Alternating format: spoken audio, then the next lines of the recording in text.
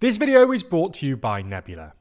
True to form, Trump's had a busy start to his presidency. On just his first day, he signed an executive order to withdraw the United States from the World Health Organization, vowed to once again leave the Paris Climate Agreement, and renamed the Gulf of Mexico the Gulf of America, or at least tried to. However, perhaps the most eye-catching move was an executive order aiming to ban birthright citizenship for children of undocumented and temporary immigrants, redefining a 150-year-old jus soli path to American citizenship. So in this video, we're going to have a look at Trump's attempt to ban birthright citizenship, how it fits into his immigration policy more broadly, and how he'll fare in the courts.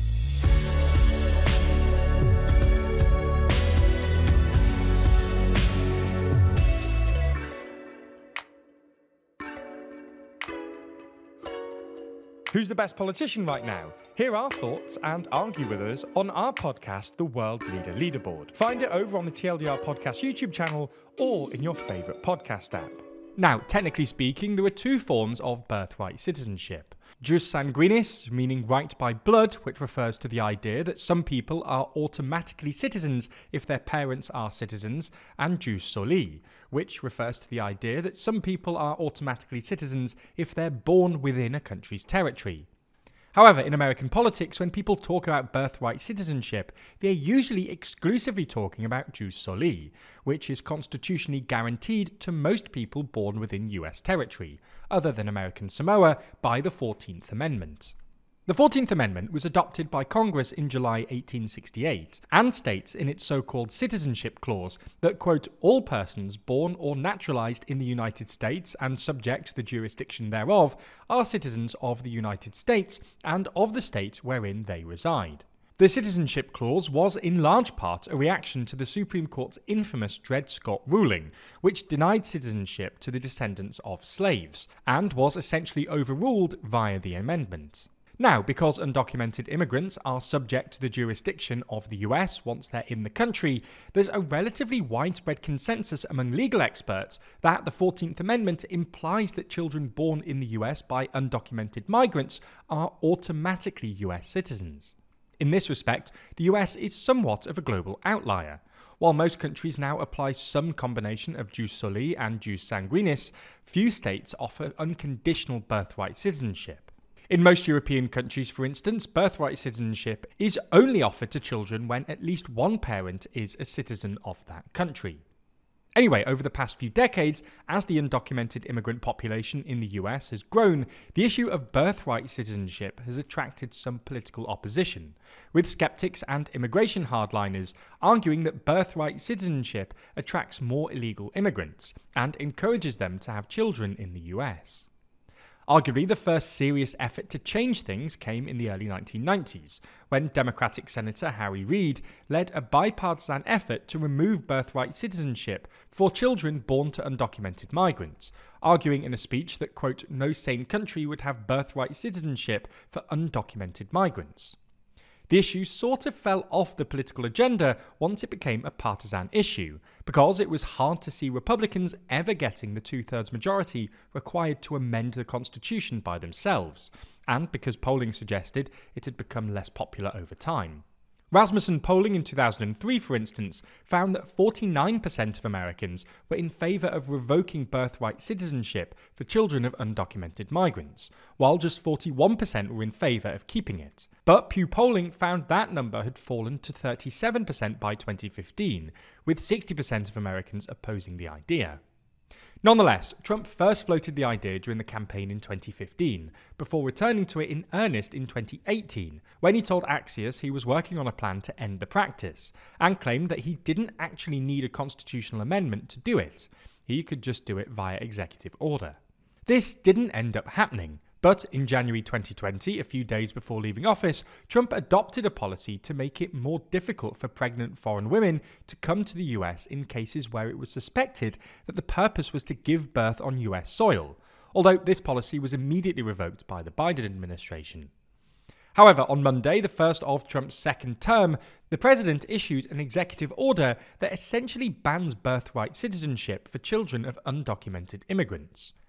The order specifies that it would limit birthright citizenship if a person's mother was unlawfully present in the United States and the father was not a United States citizen or lawful permanent resident at the time of said person's birth, or when that person's mother's presence in the United States at the time of said person's birth was lawful but temporary. It's worth stressing quite how sweeping this change is. Lawful but temporary status would presumably include people on student or employment-based visas like the F1 or H1B.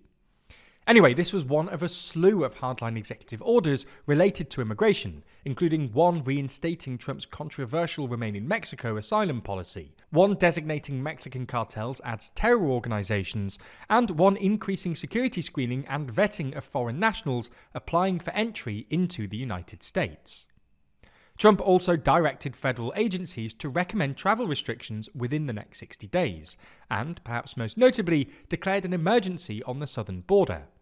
Invoking presidential emergency powers via the National Emergencies Act in this way could enable Trump to circumvent Congress and unlock extra federal funding for his border wall. It'll also allow Trump to deploy the military, which is something he instructed the Department of Defense to prepare for in a separate order. All this suggests that Trump's number one priority going into his second term is going to be immigration and tightening up the southern border. But it's not clear that Trump will get everything he wants here, and lots of these orders are legally contentious. Most obviously, it's unlikely that Trump's executive order redefining birthright citizenship, which has already been challenged in the courts, will survive, given it apparently contravenes the 14th Amendment. It also seems at least in tension with a well-known Supreme Court ruling from 1898, One Kim Ark versus United States, when the court affirmed that birthright citizenship still applies to children of immigrants. Nonetheless, it's not a foregone conclusion. The Supreme Court has proved remarkably sympathetic to Trump in its recent rulings, and it's worth noting that One Kim Ark focused on children of legal immigrants, not undocumented ones. If Trump's change to birthright citizenship were to be approved by the courts, not only would it amount to the most dramatic change to American citizenship laws in 150 years, it would also risk creating a new class of stateless people within the US, given that hundreds of thousands of children are born to undocumented immigrants in the US every year. Like a lot of things, this whole situation is very much in a state of flux. With us entering a new year and Trump re-entering the White House, well, the world has felt more stable, hasn't it? Every day we're faced with weird headlines, from Trump's attempts to take over Canada and Elon's wild ride in Europe, or even Trump trying to swap New Jersey for a shiny Charizard on the playground. Okay, that last one might not be real, but we do dive into the chaotic world of US politics in our series WTF USA. That's our series where we explain everything that's happened across the pond in the land of the free. Because while the election might be over, with Trump in the Oval Office, the number of WTF moments only looks likely to increase.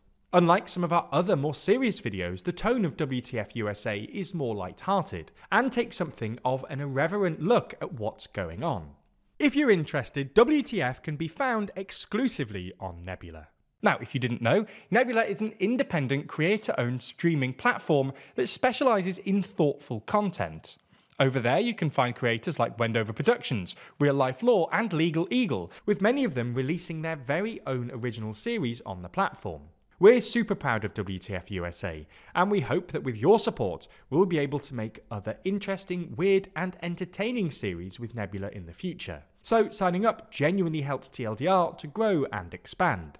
You can also watch every normal TLDR video on Nebula ad-free, and in some instances before they land on YouTube. If you're not a member already, click our link in the description to get 40% off. We really hope you check out the series, and as always, thanks for your support.